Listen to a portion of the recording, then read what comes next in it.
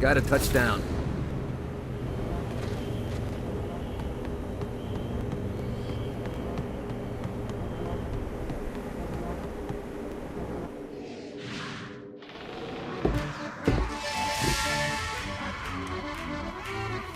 Abandoned ship!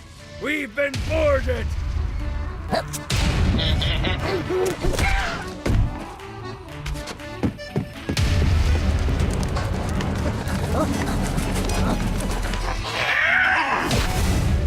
Get these damn things off my ship!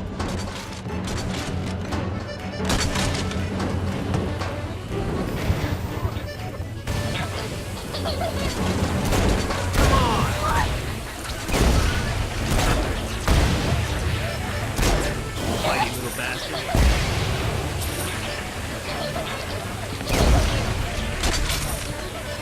I am the seven seas.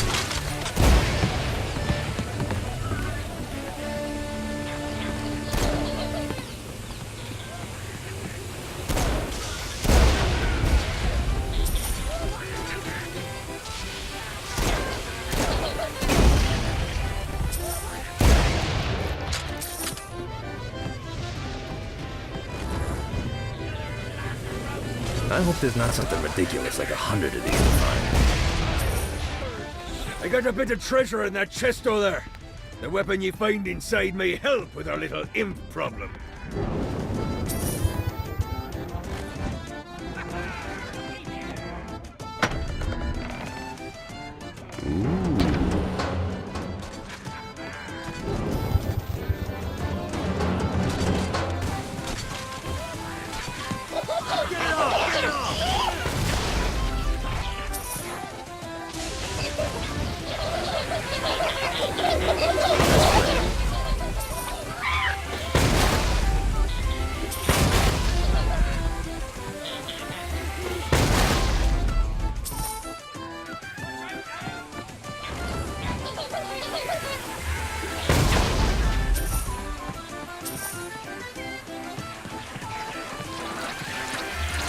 Summoned these imps to serve as my crew. I forgot what a handful they could be. Once aboard, they wouldn't listen to their captain. They ran amok in the bowels of the ship.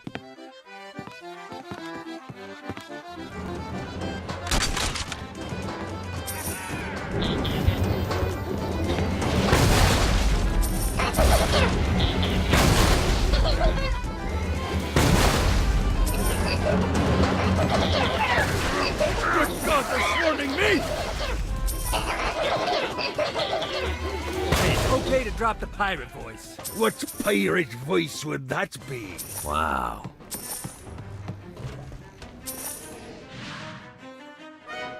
Zinyak's destruction of Earth had a profound impact on the afterlife. To heaven, it was a logistical nightmare. St. Peter's meticulous nature drove purgatory wait times to unbearable levels. Meanwhile, in hell, where souls in pain were used as currency, it created a new era of prosperity for the wickedly enterprising. This economic boon resulted in the coffers of hell to be overflowing, which in turn piqued the interest of the most notorious man that sailed the seven seas.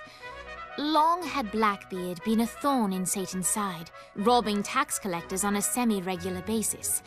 But the promise of an immeasurable fortune drove him to be even bolder. An arrangement was reached. Blackbeard would provide information on strategic targets in exchange for a share of the profit. Johnny, who was interested in murder, not money, happily agreed.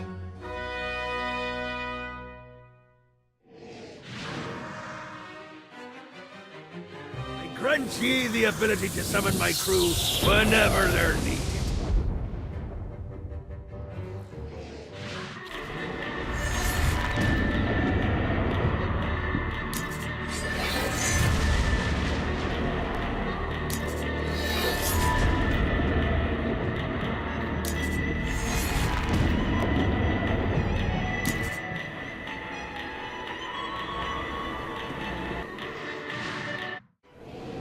All right, matey.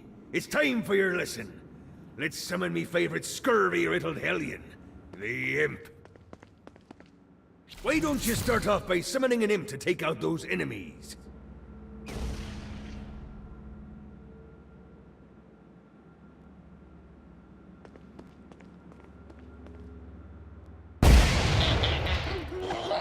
There you go, matey.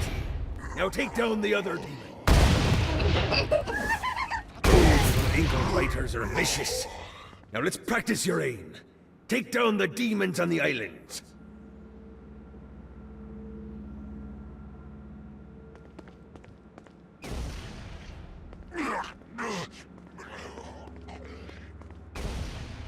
Few things are as rewarding as pressing someone into service, am I right?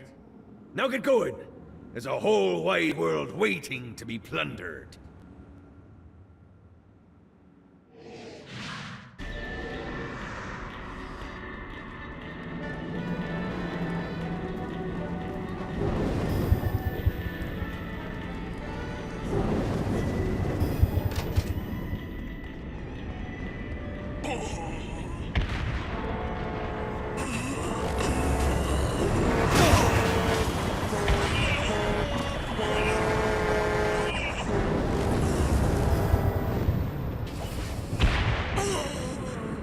Gotta pick it up. I raided a Interpol office and found information on where the president is being kept. Evidently, they've been trapped in some sort of soul crystal inside Satan's palace. Breaking in is an impossibility. Your best bet to save them is to continue to try to draw Satan out of his palace.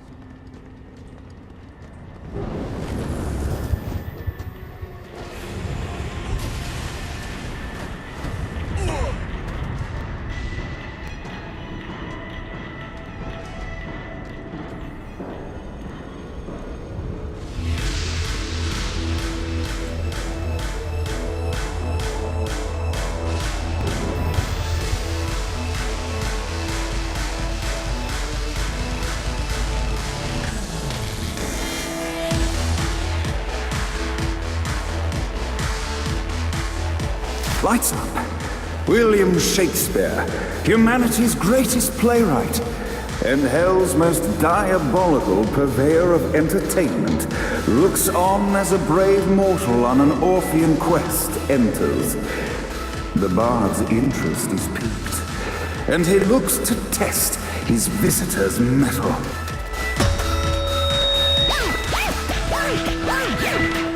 The masked tragedies were used to enemies cowering as they approached. But soon they realized that they faced a foe with courage and nobility, traits uncommon in the fires of perdition.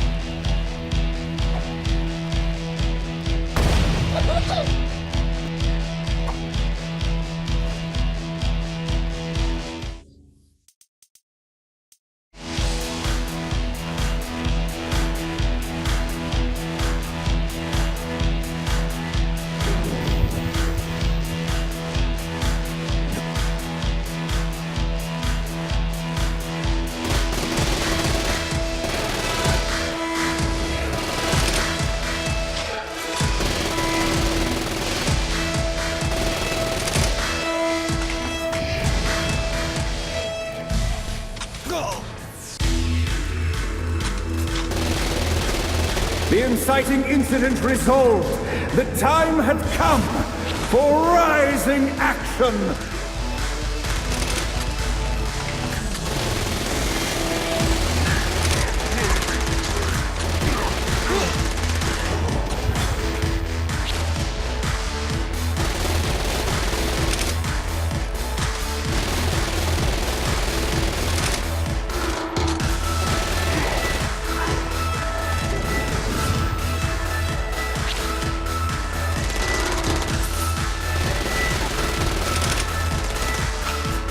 The battle raged on below, and as bullets and blood flew, the bard arched a curious eyebrow.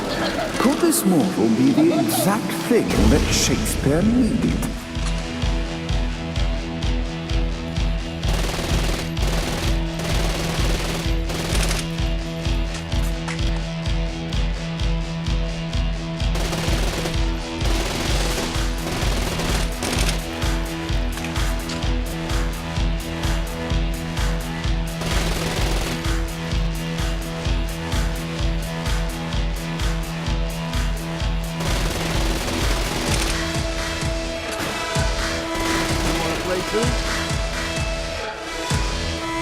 I shall bear this battle is far from over, mortal. Arise!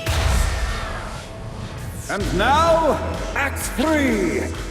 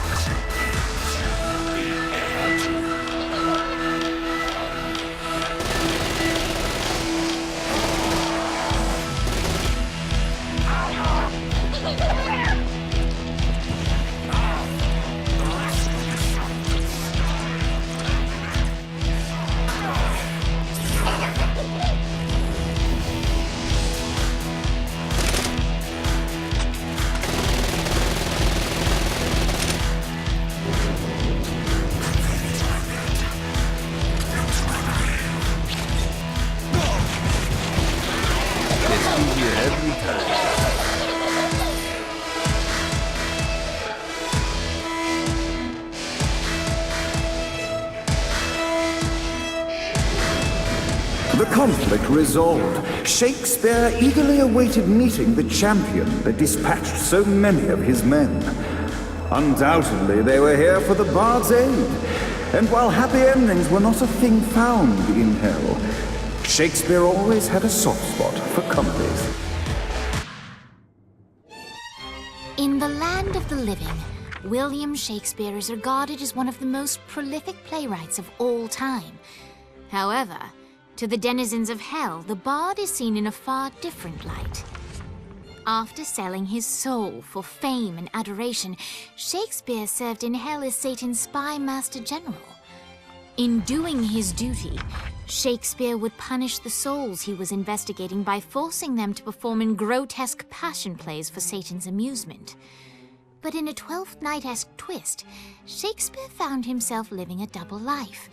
While he projected an image of cruelty, his heart was as soft as Jezebel's. In secret, he would tutor her on the classics and act out the works of his mortal days. When Satan found out, he cast Shakespeare out of the palace, believing that the poet would be tormented by the populace of hell, far out of Jezebel's sight. But Satan had not counted on the bard's cunning. Embracing his persona of master torturer, Shakespeare and his followers, the tragedies, took root in the entertainment district, biding their time for revenge.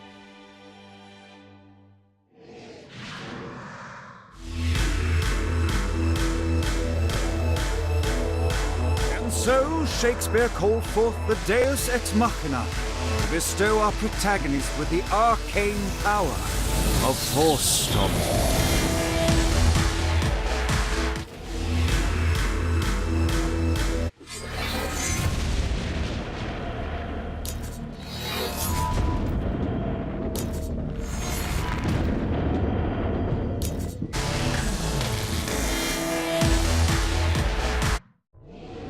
Lights up! The mortal stands in the training grounds, eager to try out his new Force Stomp power on the group of demons in front of them. Face me! Act 1, Scene 2, in which our protagonist kills more demons with Force Stomp.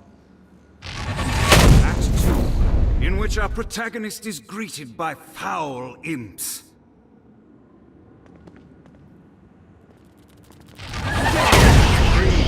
In which our protagonist learns that Force Stomp even works on flying enemies, enabling them to remove a Dark Inciter's shield before shooting them to death with bullets. There is also a mistaken identity and love unrequited. The day is won, and the curtain closes on our noble hero.